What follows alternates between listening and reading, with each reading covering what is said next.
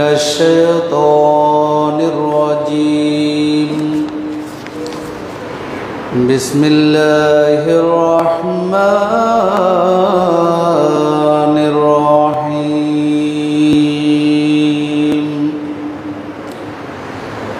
الحمد لله وكفى والصلاة والسلام على عباده الذين اصطفى أما بعد فقد قال الله تعالى عز وجل في كلامه المجيد وفرقانه الحميد في شان حبيبه ومحبوبه مخبرا وآمرا إن الله وملائكته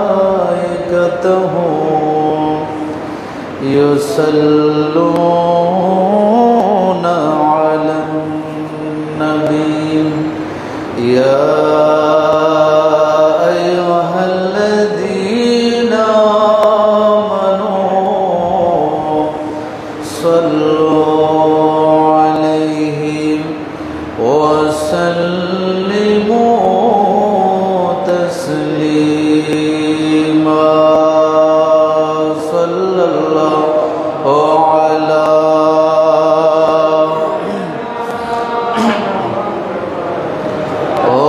آله وسلم صلى الله على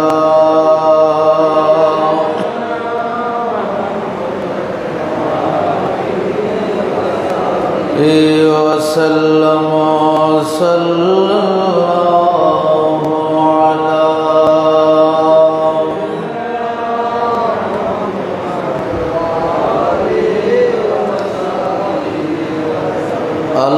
اللهم صل على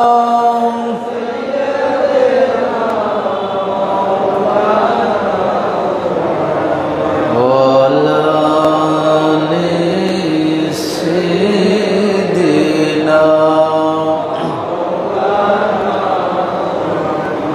हम भिखारी वो करीम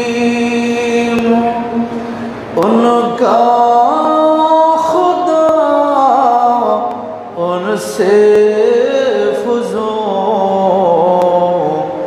और ना कहना नहीं आदत रसूलुल्लाह की अल्लाहुम्मा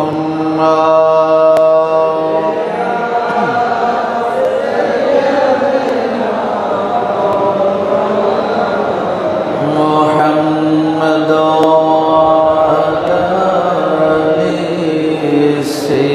सय्यिदना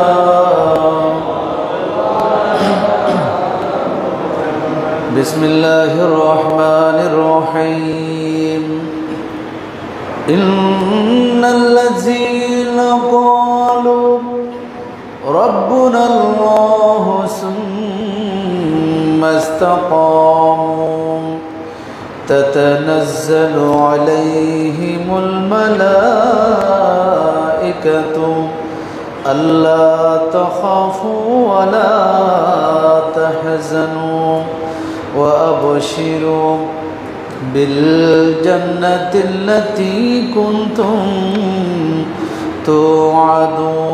तुअदून सदक़ल्लाहु मौलानाल अज़ीम व सदक़ रसूलुहुन नबियुल हबीबुल करीम ونحن على ذلك من الشاهدين والشاكرين مولاي صل وسلم دائما أبدا على حبيبك خير الخلق كلهم উপস্থিত মুআজ্জাজ মুহতারাম মুরব্বিয়ান আযম মুসাল্লিয়ান কিরাম যুবক ভাইয়েরা রহিমানি ওয়া রাহিমাকুমুল্লাহ আসসালামু আলাইকুম ওয়া রাহমাতুল্লাহি ওয়া বারাকাতুহু মহান রব্বুল আলামিনের দরবারে শত কোটি শুকরিয়ার সাজদা আদায় করছি যে মহান রব্বুল আলামিন আহকামুল হাকিমিন আমাদেরকে আল্লাহর ঘর বাইতুল্লাহর মধ্যে এসে উপস্থিত হয়ে নামাজ তসবিহ তাহলিল সর্বোপরি তার হাবিবের উপর দরুদ ও সালামের হাদিয়া পেশ করার তৌফিক দান করেছেন। সকলে উঁচু আওয়াজে বলি আলহামদুলিল্লাহ। সম্মানিত উপস্থিতি, আজকে ঈমানের উপরে অটল থাকার 5টি মাধ্যম নিয়ে আমি সংক্ষিপ্ত আলোচনা করব। ঈমানের উপর যদি আমরা অটল থাকতে চাই, ঈমান পাওয়ার পরে, ঈমানি দৌলত পাওয়ার পরে সেই ঈমানের উপরে প্রতিষ্ঠিত যদি আমরা থাকতে চাই, হক্কানি রব্বানি উলামায়ে কেরাম বিভিন্ন কিতাবের মধ্যে 5টি মাধ্যম উল্লেখ করেছেন। এই 5টি মাধ্যম যদি আমরা অবলম্বন করতে পারি তাহলে আমরা কখনো ঈমান হারা হব না। এই 5টি মাধ্যম নিয়ে আজকে আলোচনাটা হবে। আল্লাহ পাক রব্বুল আলামিন আমাদেরকে আমল করার তৌফিক দান করুন, সকলে বলি আমিন। 1 নম্বর হলো ইসলাহুল কলব, কলব সংশোধন করা, অন্তরটাকে সংশোধন করা। আমাদের যেই হৃৎপিণ্ড যেটাকে বলা হয় কলব, এটা হচ্ছে বাম স্তনের 2 আঙ্গুল নিচে যেটা কলব আছে, এটাই হলো আরবিতে কলব, বাংলায় হৃৎপিণ্ড, যাই বলেন না কেন। এটার সাথে বান্দার আমলের সাথে ঈমান, ইসলাম, ইবাদত যেগুলো আছে সেগুলোর সাথে সম্পর্ক রয়েছে। হাদিসে পাকের মধ্যে এসেছে, বান্দা যখন কোনো একটি গুনাহের কাজ করে তখন ওই কলবের ভিতরে একটি কালো দাগ পড়ে যায়। আরেকটি গুনাহ যখন করে তখন দ্বিতীয় কালো দাগ সেখানে কলবের মধ্যে পড়ে। আরেকটি যখন করে, এভাবে যখন সে গুনার পরে গুনাহ যখন করতে থাকে, একটার পরে একটা কালো দাগ পড়তে পড়তে এক সময় গিয়ে পুরা কলবটা কালো হয়ে যায়, পুরা কলবটা কালো হয়ে যায়। এই পুরা কলব যখন কালো হয়ে যাবে তখন দুনিয়াবি যেই অস্থিরতা, যেই অশান্তি, পেরেশানি যেগুলো আমরা পাচ্ছি, এগুলো ওই যে কলব, এটার ভিতরে যেহেতু সাদা কোনো জায়গা নেই, পরিষ্কার কোনো স্থান নেই, এই জন্য আমাদের কাছে দুনিয়ার মধ্যে যত নেয়ামত দেওয়া হোক না কেন, কোনো নেয়ামতই অনেক সময় আমাদের ভালো লাগে না। তখন আমাদের জীবনটা অস্থির হয়ে যায়, আমরা অস্থিরতার মধ্যে জীবন যাপন করি। হাদিসে পাকের মধ্যে এসেছে, এই কলব যখন কালো হয়ে যায়, এই কালো কলবের চিহ্ন, কলব কালো না সাদা আছে, এটা চিনার জন্য বলা হয়েছে তার চেহারা হলো তার কলবের আয়না। যে বলে সুবহানাল্লাহ। কলব এটা পরিষ্কার আছে কিনা, এটা দেখার এবং বোঝার আয়না হলো তার চেহারা। একজন মানুষ, আফ্রিকা মহাদেশের মানুষ, কালো, কুচকুচে কালো, লাইট বন্ধ করে দিলে মুঠেও দেখা যায় না, একটু অন্ধকার হলে দেখা যায় না, এরকম কালো। কিন্তু যদি কলব যদি পরিষ্কার হয়, তখন আপনি যখন তাকে দিনের আলোতে দেখবেন, দেখবেন তার চেহারা থেকে একটা নূরহানি ভাব, নূরের ঝলক তার চেহারা থেকে বিচ্ছুরিত হচ্ছে। জোরে সুবহানাল্লাহ। যারা নামাজ পড়ে না, ওই নামাজি বেনামাজি যারা, তাদের সাথে যখন আপনার সাক্ষাৎ হয় তখন তাদের চেহারা আপনি দেখবেন। আপনি নামাজ পড়েছেন, ফজরের নামাজ, দুইজন মুখোমুখি দাঁড়াবেন, দেখবেন আপনার কথা বার্তা যেগুলো এবং আপনার চেহারা মোশান যেটা, সেটা দেখা যায় উজ্জ্বল। কিন্তু যে নামাজ পড়ে নাই, আপনার সামনাসামনি হয়েছে, তার চেহারাটা পেরেশান, চিন্তিত, তার চেহারার যে উজ্জ্বলতা, নূরানিয়ত যেটা, সেটা তার চেহারা থেকে চলে গিয়েছে। এটাই হলো কলব পরিষ্কার আছে নাই সেটা বোঝার মাধ্যম। তা আল্লাহ পাক রব্বুল আলামিন হাকামুল হাকিমিন যেই ঈমানের দৌলত আমাদেরকে দিয়েছেন, সেই ঈমানি দৌলতের উপর যদি অটল থাকতে চায়, তাহলে হাদিসে পাকের মধ্যে এসেছে যে তোমরা তোমাদের কলবটাকে সংশোধন করে নাও। কলব এটা কালো হতে দিও না। কলব কালো হয় এমন কোন আমল, কোন অপরাধ যদি তোমাদের দ্বারা সংগঠিত হয়ে যায়, তখন সাথে সাথে তোমরা একটি ভালো কাজ করে নাও। কারণ সেই ভালো কাজ, খারাপ কাজ যেটা তুমি করেছো, গুনাহের কাজ যেটা তুমি করেছো, সেই গুনাহটাকে কি করে দিবে? দূর করে দিবে। জোরে বলি সুবহানাল্লাহ।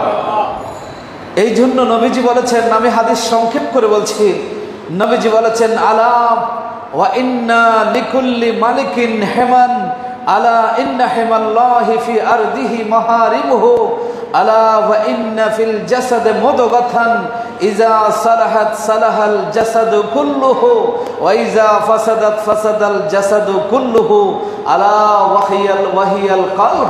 নবীজি বলেন, আল্লাহ পাক রব্বুল আলামিনের এই সৃষ্টি জগতের মধ্যে আল্লাহর একটা সীমা রেখা আল্লাহ নির্ধারণ করেছেন। সেই সীমা রেখার নাম হলো, সীমানা প্রাচীরের নাম হলো, আল্লাহ যেটা হারাম ঘোষণা করেছেন, মাহারিমুহু, আল্লাহর পক্ষ থেকে নিষিদ্ধ। এই নিষিদ্ধতাই হলো আল্লাহর পক্ষ থেকে একটা সীমারেখা নির্ধারণ করা হয়েছে। সুতরাং সেই সীমারেখা কখনো অতিক্রম করা যাবে না। সেটা যদি আমরা অতিক্রম করি, তাহলে আমাদের কলবের সেই দাগ চলে আসবে। এই জন্য রসুল বলেছেন, তোমার প্রত্যেকের মানুষের মধ্যে, প্রত্যেক মানুষের ভিতরে একটা রক্তের, একটা মাংসের টুকরা আছে। সেই টুকরাটা যদি শুদ্ধ থাকে, সেই টুকরাটা যদি সুস্থ থাকে, সেই টুকরাটা যদি রোগ মুক্ত থাকে, তাহলে পুরা শরীরটা রোগ মুক্ত থাকবে, পুরা শরীরটা সুস্থ থাকবে। নবীজি বলেছেন, সেটা যদি অসুস্থ হয়ে যায়, পুরা দেহটা অসুস্থ হয়ে যাবে, পুরা শরীরটা অসুস্থ হয়ে যাবে। আর সেটা হলো আলা ওয়াহিয়াল কলব। নবীজি বলেন, সেটা হলো তোমার কলব। জোরে বলে সুবহানাল্লাহ। সুতরাং এই কলব যদি আমরা সংশোধন করতে পারি, তাহলে আমাদের ঈমানের উপর কি করা যাবে? অটল থাকা যাবে। এই জন্য যারা কলবটাকে সংশোধন করেছে, যারা সবসময় কলবটাকে সংশোধনের মধ্যে রাখে, সেই মানুষগুলোর মৃত্যু কেমন হবে, সেই মানুষগুলোর উপরে আল্লাহর রহমত কিভাবে আসবে, আল্লাহর পক্ষ থেকে পুরস্কার কি ধরনের আছে, সেটা আল্লাহ পাক রব্বুল আলামিন তার কোরআনের মধ্যে বলে দিয়েছেন। যেটা বলে সুবহানাল্লাহ। আল্লাহ রব্বুল আলামিন বলেন, ইন্নাল্লাযীনা ক্বালু রাব্বুনাল্লাহু সুম্মা ইসতাকামু তাতানাজ্জালু আলাইহিমুল মালায়েকাতু আল্লা তাখাফু ওয়া লা তাহজানু ওয়া আবশিরু বিল জান্নাতিল্লাতী কুনতুম তুআদুন। আল্লাহ রাব্বুল আলামিন বলেন, ইন্নাল্লাযীনা ক্বালু রাব্বুনাল্লাহ, নিশ্চয় যারা যারা বলতে পারে আমাদের রব হলো আল্লাহ, এই কথা যারা স্বীকৃতি দেন, সুম্মা ইসতাকামু, তারপরে এটার উপর অটল থাকতে পারে। কলব অপরিষ্কার হলে অটল থাকা যাবে না, কলব পরিষ্কার থাকলে অটল থাকা যাবে। আল্লাহ বলছেন সুম্মা ইসতাকামু, তারপর অটল থাকতে পারে। তাতানাজ্জালু আলাইহিমুল মালাইকাতু, তাদের মৃত্যুর সময় তাদের কাছে আল্লাহ পাক রব্বুল আলামিন রহমতের ফেরেশতা নাজিল করে দেন।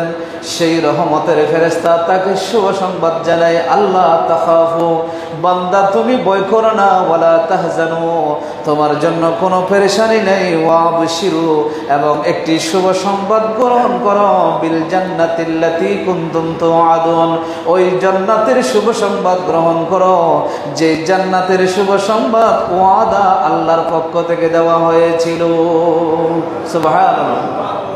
ওই সমস্ত মানুষদের জন্য এই শুভ সংবাদ চলে আছে। এই ধরনের মৃত্যু আমরা কামনা করি না?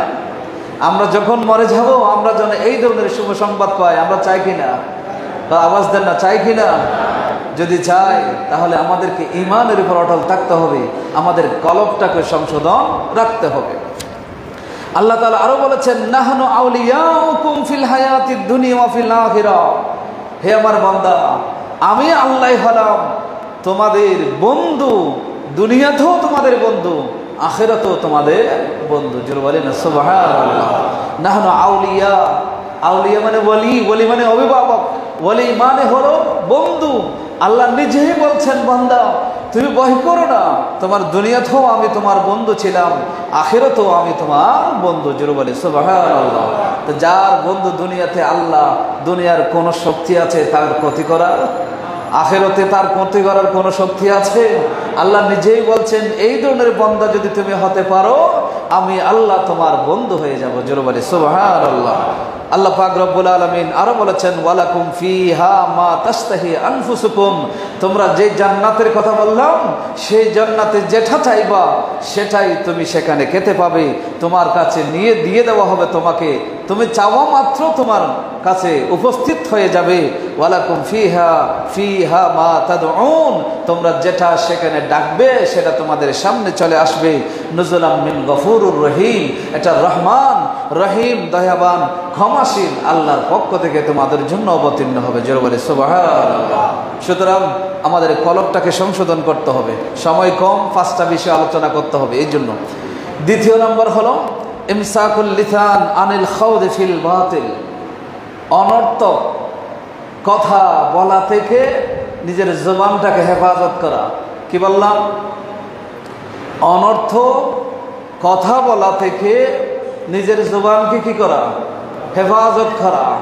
অনর্থ কথা বলা থেকে নিজের জবানকে হেফাজত করা, এটা মারাত্মক একটা বিষয়।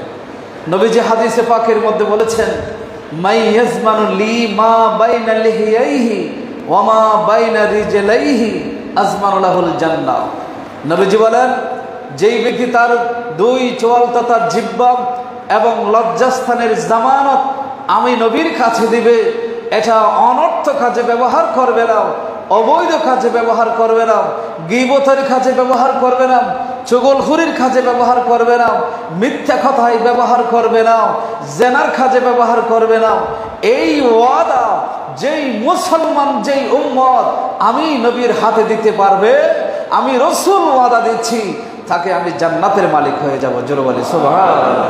তার জন্য আমি জান্নাত অবধারিত করে দেব, জান্নাত তার জন্য জান্নাতের গ্যারান্টি নিশ্চয়তা আমি রাসূল দিয়ে দেব। জোরে বলি না সুবহানাল্লাহ। এই জবানের হেফাজত আমাদের করতে হবে, জবানের হেফাজত আমাদেরকে করতে হবে। পৃথিবীতে যত বিপদ আছে, যত সমস্যা হয়, সবগুলো কিন্তু এই জবানের কারণে হয়। আল্লাহ পাক রব্বুল আলামিন সূরা মুদাসসিরের মধ্যে একটি আয়াত আছে, অনেকগুলো আয়াত আছে, আমি আমার মূল পয়েন্টের আয়াতটা আমি তেলাওয়াত করে আপনাদেরকে জানাতে চাই।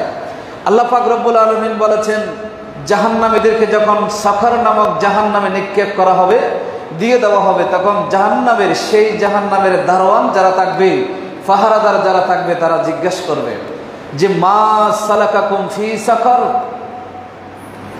এই যে জাহান্নামের তোমাদের কাছে তো নবী পাঠানো হয়েছিল, তোমাদের কাছে কিতাব দেওয়া হয়েছিল, আল্লাহর হেদায়েতের কথা তোমাদের কাছে শোনানো হয়েছিল, মা সালাকাকুম ফি সাকার, এরপরেও তোমরা জাহান্নামে কেন আসলো?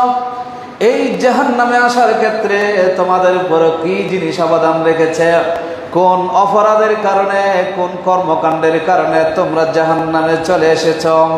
সে সমস্ত মানুষগুলো বলবে কানু লাম নাকু মিনাল মুসাল্লিন। 1 নম্বর কারণ তারা বলবে আমরা মুসল্লি ছিলাম না, নামাজে ছিলাম না, এই জন্য জাহান্নামে আসতে হয়েছে। 2 নম্বর বললে ওয়ালাম নাকু নুতইমুল মিসকিন, আমরা মিসকিনদেরকে আহার দান করতাম না, অনাহারীদেরকে আহার দান দিতাম না, এই জন্য আমাদেরকে জাহান্নামে আসতে হয়েছে। 3 নম্বর বলবে ওয়াকুন্না নাখুদু মাআল খাইদিন, অনর্থক কথাবার্তা যারা বলতো, আড্ডা দিত, গল্প গুজব করতো, কোন মানুষকে নিয়ে সমালোচনা আড্ডা দিত, চায়ের দোকানে বসে গল্প গুজব করতো, সমালোচনার মাহফিল হতো, সমালোচনার বৈঠক হতো, ওই মজলিসের মধ্যে বসে বসে আমিও সমালোচনার মধ্যে শরীক ছিলাম, এই জন্য জাহান্নামে আসতে হয়েছে। জাহান্নামে যারা যাবে তাদেরকে জিজ্ঞেস করা হবে কেন এসেছো? সেই কারণ যেগুলো বলা হয়েছে, নামাজ পড়ি নাই, মিসকিনদেরকে আহার দিই নাই, সাথে সাথে যারা আড্ডা দিত, গল্প গুজব করে সময় কাটাত, অন্যের সমালোচনা করে যারা সময় কাটাত, সেই মানুষগুলোর সাথে বসে বসে আমিও আড্ডা দিয়েছিলাম, আমিও গল্প গুজব করেছিলাম, অনর্থ কথাবার্তা বলেছিলাম, এই জন্য আজকে আমাকে জাহান্নামে আসতে হয়েছে। জোরে বলি নাউযুবিল্লাহ। আমার কথাগুলো বুঝতেছেন আপনারা? এই জন্য জবান হেফাজত করতে হবে, জবান হেফাজত করতে হবে। এই জবানের কারণে হাজার হাজার কোটি কোটি মানুষ জাহান্নামে নিক্ষিপ্ত হবে। আল্লাহ আমাদের সবাইকে বোঝার তৌফিক দান করে, সকলে বলি আমিন। হাদিসে পাকের মধ্যে এসেছে, হযরত আবু সাঈদ খুদরি রাদিয়াল্লাহু তাআলা আনহু তিনি বলছেন, তিরমিজি শরীফের হাদিস, হাদিস নম্বর 2407 নম্বর হাদিস, নবীজি বলেন ইজা আসবাহা ইবনু আদম, আদম সন্তান যখন সকালবেলা যখন ঘুম থেকে জাগ্রত হয়, তখন ফাইন্নাল আদা কুল্লাহা তুকাফিরুল লিসান, তখন আমার শরীরের প্রত্যেকটা অঙ্গ প্রত্যঙ্গ সেই জবান যেটা আছে, জবানের কাছে অভিযোগ করে, জবানের কাছে তারা সুপারিশ করে, জবানের কাছে তারা আবদার করে, আবেদন করে। সেই আবেদনগুলো কি ফাতাকুল, সমস্ত অঙ্গ প্রত্যঙ্গ, আঙ্গুল, হাত, পা সবগুলো শুধু জবানকে বলে যে ইত্তাকিল্লাহ ফিনা, হে জবান তুমি আল্লাহর ওয়াস্তে আমাদের জন্য তুমি আল্লাহকে ভয় করো, আমাদের জন্য তুমি আল্লাহকে ভয় করো। জবানকে বলে ফাইন্নামা নাহনু বিকা, কারণ তুমি তো জবান শুধু তুমি একা নয়, সমাজের মধ্যে তুমি একা নয়, আমিও তোমার সাথে আছি। অন্য অঙ্গ প্রত্যঙ্গগুলো বলে জবান যেই বডির মধ্যে তুমি আছো, যেই দেহের মধ্যে তুমি আছো, সেখানে আমরাও আছি, সুতরাং আমাদের ওয়াস্তে আল্লাহকে তুমি কি করো, ভয় করো। জবানকে বলে। আরো বলেছেন, আরো বলে যে ফাইন ইস্তাকামতা ইস্তাকামনা, হে জবান তুমি যদি শুদ্ধ থাকো, তুমি যদি সিরাতে মুস্তাকিমে থাকো, তুমি যদি সঠিক পথে থাকো, তাহলে আমরা অটোমেটিকলি আমরা সঠিক পথে থাকতে পারবো। ওয়াইন ই ওয়াজাস্তা ই ওয়াজাজনা, আর তুমি যদি বক্র হয়ে যাও, তুমি যদি বাঁকা হয়ে যাও, তুমি যদি বাঁকা পথে চলো, তাহলে আমরাও বাঁকা হয়ে যাব, অটোমেটিকলি বাঁকা হয়ে যেতে হবে। এই জন্য শরীরের প্রত্যেকটা অঙ্গ প্রত্যঙ্গ জবানের কাছে নালিশ করে, জবানের কাছে আবেদন করে, হে জবান তুমি সকালে ঘুম থেকে ওঠার পরে তুমি কি হয়ে যাও, শুদ্ধ হয়ে যাও, তুমি আল্লাহকে কি করো, ভয়। হাদিসে পাকের মধ্যে এসেছে, হযরতে উকবা ইবনে আমির রাদিয়াল্লাহু তাআলা আনহু তিনি বলেছেন, ইয়া রাসূলুল্লাহ মান নাজাত, নাজাত কোথায় পাবো, মুক্তি কোথায় পাবো, কিভাবে নাজাত পেতে পারি? নবীজি বলেছেন আমলিক আলাইকা লিসানাকা, হে আমার সাহাবী শুনো, তুমি তোমার জবানকে হেফাজত করো, তোমার জবানটাকে তুমি যদি হেফাজত করতে পারো তাহলে তুমি নাজাত পেয়ে যাবে। জোরে বলি সুবহানাল্লাহ। যত গুনাহ হয় অধিকাংশ গুনাহ জবানের কারণে হয়, অধিকাংশ গুনাহগুলো জবানের কারণে হয়, জবান সব ক্ষেত্রে আগে। এই জন্য যার জিহ্বা যত লম্বা হয়, যার জবান যত লম্বা হয়, সে তত বেশি কি হয়, অপরাধী হয়। দুনিয়াতেও দেখেন, দুনিয়াবি বিষয়ে যার জবান লম্বা, সে কোনো না কোনো বিপদের মধ্যে কি হয়, লিপ্ত। আল্লাহ রাসূল সাল্লাল্লাহু আলাইহি ওয়াসাল্লাম বলেছেন, দুনিয়াতে নাজাত চাও। এখানে মান্নাজাত মুক্তি, এটা দুনিয়া এবং আখিরাত হাস পায় নাই, এখানে আম রাখা হয়েছে। তার মানে দুনিয়াতে নাজাত চাও, জবান হেফাজত করো। আখিরাতে নাজাত চাও, জবান হেফাজত করো। সেই জবানে আল্লাহর জিকির ছাড়া, নবীর দরুদ ছাড়া, ইস্তিগফার ছাড়া দুনিয়ার কোন দুনিয়াবি কথাবার্তা, গালি গালাজ, অশ্লীলতা সেগুলো জবানে নিয়ে এসো। নবীজি সেটাই বলেছেন, ওয়ালিয়াসআক বাইতুকা, তোমার জন্য তোমার ঘর যেন প্রশস্ত হয়। এর মানে হলো তুমি চায়ের দোকানে বসে আড্ডা দিও না। তুমি যদি অবসর সময় থাকে তাহলে তোমার ঘরে তুমি বসে থাকো, তোমার ঘরে বসে বসে তুমি নফল ইবাদত করো, জিকির আজকার করো। ওই বাজারে মজলিসে গিয়ে যেখানে আড্ডা হয়, সমালোচনা হয়, এই জায়গায় গিয়ে তুমি অন্যের সমালোচনায় বসে মিথ্যা কথা বলে নিজের জবানকে অপবিত্র করো না। ওয়াবকি আলা খাতিয়াতিকা, নবী বলেন তুমি তোমার ভুলের উপরে, যখন ভুল হয়, ভুল হয়ে গেলে সাথে সাথে আল্লাহর কাছে কান্নাকাটি করো। জোরে বলে সুবহানাল্লাহ। নাজাত পাওয়ার জন্য এখানে রাসূল তিনটি কথা বলেছেন। কি কি বলেছেন? এক নম্বর বলেছেন তুমি তোমার জবানকে হেফাজত করো, জবানকে হেফাজত করো। দ্বিতীয় নম্বর বলেছেন সময় হলে তাগলি তুমি তোমার ঘরে বসে থাকো, তোমার ঘর যেন তোমার জন্য প্রশস্ত হয়, এটাই অবলম্বন করো। তৃতীয় নম্বর নবীজি বলেছেন গুনার কাজ যদি হয়ে যায় সাথে সাথে আল্লাহর কাছে কি করো? কান্নাকাটি করো। এই কাজগুলো যদি আমরা করতে পারি তাহলে আমরা নাজাত পাবো। আমরা কি পাবো? নাজাত পাবে। এখানে আখিরাতেরও নাজাত আছে এবং দুনিয়ারও কি আছে? নাজাত আছে। হযরত সুফিয়ান ইবনে আব্দুল্লাহ সাকাফি তিনি বলছেন, কুলতু ইয়া রাসূলুল্লাহ হাদিসনি বিআমরিন আ'তাসিমু বিহি, ক্বালা কুল রাব্বি আল্লাহ সুম্মা ইসতাকিম। কুলতু ইয়া রাসূলুল্লাহ মা আকসারু মা তাখাফু আলাইয়া, ফাআখাযা রাসূলুল্লাহ সাল্লাল্লাহু আলাইহি ওয়াসাল্লাম বিলিসানি নাফসিহি সুম্মা ক্বাল হাযা। ইবনে মাজাহ শরীফের মধ্যে এসেছে আব্দুল্লাহ সুফিয়ান ইবনে আব্দুল্লাহ সাকাফি রাদিয়াল্লাহু তাআলা আনহু তিনি বলেন, ইয়া রাসূলুল্লাহ আমাকে এমন কিছু কথা বলেন যেটা আমি দৃঢ়ভাবে আঁকড়ে ধরতে পারবো। নবীজি শিখাই দিলেন, বলে তুমি বলো আল্লাহ আমার রব, এই কথা বলো, এটার উপর তুমি অটল থাকো। আমি আবার জিজ্ঞাসা করলাম, ইয়া রাসূলুল্লাহ আমি আমার জীবনে সবচেয়ে আশঙ্কাজনক বিষয় কোনটি? আমার জন্য সবচেয়ে ভয়ানক বিষয় কোনটি? যে বিষয় আমার কাছে যদি আমার কাছে থাকে তাহলে আমার বিপদ আমার উপরে থাকবে, এই বিষয়টাকে একটু জানিয়ে দিন। নবীজি বলেন ফাহাজা রাসূলুল্লাহ সাল্লাল্লাহু আলাইহি বিলিসানিহি, নবীজি নিজের জবানটাকে হাত দিয়ে ধরলেন, হাত দিয়ে ধরে ইশারা করলেন, হে আমার সাহাবা এটাই হলো প্রত্যেক মানুষের জন্য সবচেয়ে বিপজ্জনক। জোরে বলি সুবহানাল্লাহ। সুতরাং এই জবান হলো সবচেয়ে বিপজ্জনক। দুইটা গেল। তৃতীয় নম্বর যেটা আমাদের অবলম্বন করতে হবে সেটা হচ্ছে মুসালিহাতুস সালিহিনা ওয়া মুজালিসাতুহুম, মুসাহিবাতুহুস সালিহিনা ওয়া মুজালিসাতুহুম। আল্লাহর নেককার বান্দাদের সহচর্য অবলম্বন করা এবং তাদের মজলিসের মধ্যে বসা। যারা বলেন সুবহানাল্লাহ। আল্লাহ ওয়ালাদের সহচর্য অবলম্বন করা, সঙ্গ অবলম্বন করা এবং সাথে সাথে তাদের মজলিসে বসা, তাদের সামনে বসা, তাদের সেই জিকিরের মজলিসে, মোরাকাবার মুশাহিদার মজলিসে সেখানে বসা। সেই আল্লাহর ওলিদের মজলিসে বসলে, আল্লাহর ওলিদের সাথে মানুষের সাথে রাবেতা থাকলে, সম্পর্ক থাকলে, আল্লাহর ওলিদের নেককার বান্দাদের সাথে মানুষের সম্পর্ক থাকলে তখন সেই মানুষ ধীরে ধীরে ধীরে ধীরে তাদের সোহবত পেতে পেতে সেই ওলি, আল্লাহর ওলির সেই দরজা হাসিল করতে পারে। জোরে বলে সুবহানাল্লাহ।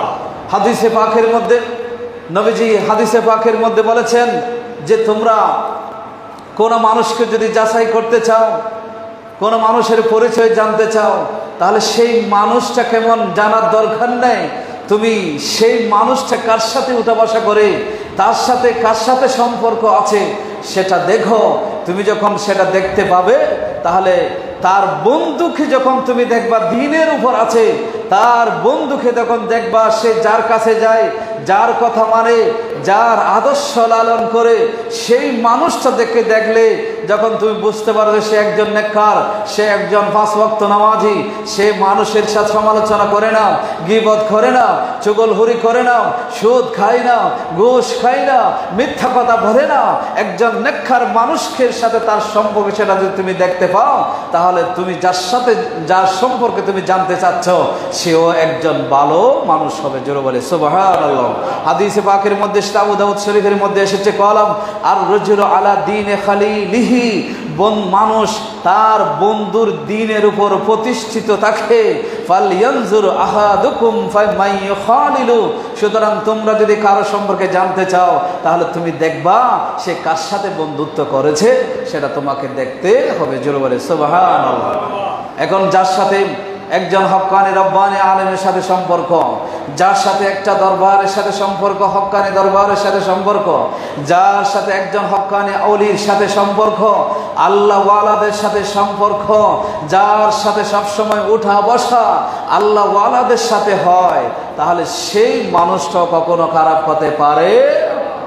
যেই মানুষের সম্পর্ক একটা সুদখোরের সাথে হবে, যেই মানুষের সম্পর্ক ঘুষখোরের সাথে হবে, যেই মানুষের সম্পর্ক চুগলখোরের সাথে হবে, যেই মানুষের সম্পর্ক মিথ্যাবাদীর সাথে হবে, যেই মানুষের বন্ধুত্ব বেনামাজির সাথে হবে, যেই মানুষের সাথে সম্পর্ক বেরোজাদারের সাথে হবে, যেই মানুষের সাথে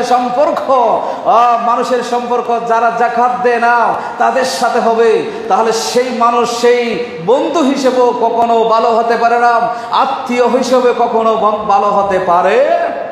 কথা বুঝতেছেন আপনারা? আগেকার যুগে বিয়ে করার সময় যখন পাত্রী অথবা পাত্র খোঁজাখুঁজি করা হতো, তখন সর্বপ্রথম প্রশ্ন করা হতো, আপনার মেয়ে কি কোরআন পড়তে পারে? এটা জিজ্ঞেস করা হতো। মেয়ের পক্ষ থেকে জিজ্ঞেস করা হতো, আপনার ছেলে কি কোরআন পড়ে, কোরআন পড়তে পারে কিনা, 5 ওয়াক্ত নামাজ পড়ে কিনা, দিন মানে কিনা, সেটা জিজ্ঞেস করত। আজকে সেটা নাই। আজকে জিজ্ঞেস করে আপনার ছেলের মাইনে কত, মান্থলি সে মাইনে কত পায়, কত টাকা ইনকাম করে, গাড়ি আছে কিনা, গাড়ি থাকলে কোন মডেলের আছে, কোন ধরনের আছে, আধুনিক না পুরাতন, এগুলো জিজ্ঞেস করা হয়। এই জন্য আজকে এই সমাজে কি নাই, শান্তি। এই জন্য আজকে শান্তি নাই, কারণ যেটা ইসলাম বলেছে সেটা আমাদের মাঝে নাই।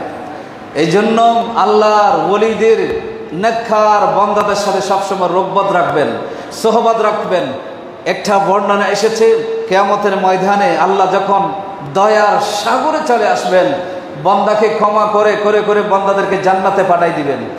এমন এক মুহূর্তে এসে কোন বান্দাকে পাইবে যার কোনো নেকি নাই, কিন্তু ঈমান ছিল, কলমা পড়েছিল।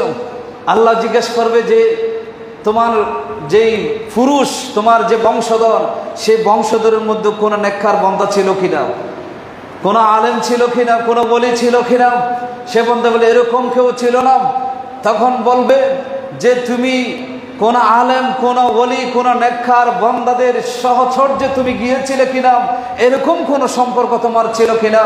তখন জিজ্ঞাসা করে সেটাও বলতে পারবে না, আমার তো এরকমও মনে পড়ছে না, আমি কোনোদিন এরকম কোনো জায়গায় গিয়েছিলাম, কারোর সাথে আমার সাক্ষাৎ ছিল, সম্পর্ক ছিল, এরকমও তো মনে পড়ছে না। তখন আল্লাহ জিজ্ঞেস করবে, তাহলে তুমি মনে করো এমন কোনো ব্যক্তির সাথে তোমার সম্পর্ক ছিল কিনা, যেই ব্যক্তির সাথে একজন ওলির সাথে সম্পর্ক ছিল, যেই ব্যক্তির সাথে একজন আলেমের সাথে সম্পর্ক ছিল, যেই ব্যক্তির সাথে একজন পাক্কা নামাজির সাথে সম্পর্ক ছিল, এরকম কোন ব্যক্তির সাথে তোমার সম্পর্ক ছিল কিনা সেটা খুঁজে দেখো। সে চিন্তা করতে করতে বের করবে, হ্যাঁ আমার প্রতিবেশী সে নামাজি ছিল, 5 ওয়াক্ত নামাজ পড়তো, তার সাথে সম্পর্ক আমার ছিল, কিন্তু সে 5 ওয়াক্ত নামাজ পড়তো, তার সাথে আমার সম্পর্ক ছিল। অথবা সে হালিশার দরবারে যেত, ওই ফিরের মুরিদ ছিল, তার সাথে আমার সম্পর্ক ছিল। শ্রীপুর দরবার শরীফে সে যেত, কাদরিয়া দরবারে সে মুরিদ ছিল, তার সাথে আমার সম্পর্ক ছিল। এই ধরনের সম্পর্কের কথা যখন বলবে, আল্লাহ পাক রব্বুল আলামিন সে একটা সামান্য উসিলা দিয়ে, একটা উসিলা খুঁজে দিয়ে আল্লাহ তাকে জান্নাতি বানাই দিবেন। জোরে বলে সুবহানাল্লাহ। এগুলো আমার কথা না, এগুলো আল্লাহর ওলিদের কথা, নেককার বান্দাদের কথা। এই জন্য আল্লাহর ওলিদের সোহবত আমাদেরকে অবলম্বন করতে হবে। সৎসঙ্গে স্বর্গে বাস, অসৎসঙ্গে সর্বনাশ। হাদিসে পাকের মধ্যে এসেছে, তুমি আতর বিক্রেতার সাথে উঠা বসা করো, তুমি কামারের সাথে উঠা বসা করো না। কারণ আতর বিক্রেতার সাথে উঠা বসা করলে তুমি আতর হয়তো কিনতেও পারো, তোমাকে এমনি গিফট উপহারও দিতে পারে, অথবা নাও দিলে সে অন্যজনকে দেওয়ার সময় বাতাসের মাধ্যমে সুগন্ধি তোমার শরীরে আসতে পারে। কিন্তু কামারের কাছে যখন তুমি যাবে, তার সাথে উঠা বসা যদি হয়, সেই কামার কিছু দিতে পারবে না। সে কামারের বাট্টির সেই কালি এবং ধোঁয়া, এগুলো ছাড়া, গন্ধ দুর্গন্ধ ছাড়া তোমাকে কিছু দিতে পারবে না। এই জন্য সৎ মানুষের সাথে কি করতে হবে? সঙ্গ আমাদেরকে অবলম্বন করতে হবে। কথা কি বুঝতে পারছেন আপনারা? এই জন্য 3 নম্বর হলো সৎ মানুষের কি করা, সম্পর্কে সঙ্গ অবলম্বন করা। 4র্থ নম্বর হলো লুজুমুল ইত্তিবা ওয়া তারকুল ইবতিদা। 4র্থ নম্বর হলো সুন্নাহ অনুসরণ করা, বিদআত বর্জন করা। সুন্নাহ অনুসরণ করা এবং বিদআত বর্জন করা, এটাই হলো 4র্থ নম্বর। 5 নম্বর হলো যে ইলম অর্জন করা, শরীয়তে যতটুকু জ্ঞান অর্জন করা ফরজ ততটুকু জ্ঞান অর্জন করা। নবীজি বলেছেন তালাবুল ইলম ফরিদাতুন আলা কুল্লি মুসলিমিন মুসলিমা, প্রত্যেক নরনারীর উপর জ্ঞান অর্জন করা ফরজ। এটা আবার ঈমানের 17তম শাখাও এটা। আগামী জুমার মধ্যে এই বিষয়টা নিয়ে আমি ইনশাআল্লাহ আলোচনা করব। আল্লাহ পাক রব্বুল আলামিন আহকামুল হাকিমিন আমাদেরকে বুঝার এবং আমল করার তৌফিক দান করুন। সকলে পড়ি আমিন। ওয়া আখিরু দাওয়ানা আলহামদুলিল্লাহ।